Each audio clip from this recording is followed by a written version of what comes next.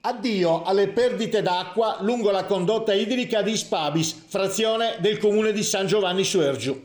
L'ENAS, l'ente acque della Sardegna, dopo diverse interlocuzioni con l'amministrazione comunale guidata dal sindaco Elvira Usai, ha assicurato che nei prossimi giorni verrà posto in essere un intervento per la soluzione del problema.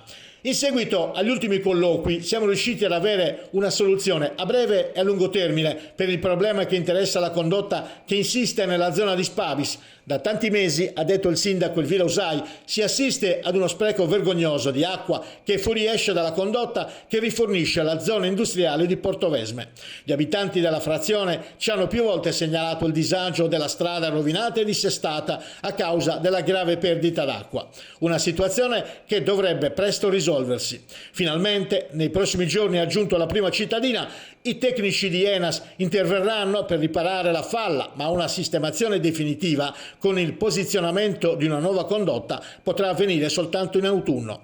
Per ora, ha concluso Elvira Usai, non è possibile sostituire la vecchia condotta perché le industrie rimarrebbero a secco. Siamo fiduciosi dopo mesi di questa risposta e attendiamo i lavori. Vigileremo affinché tutto venga risolto e i nostri concittadini non debbano avere più disagi.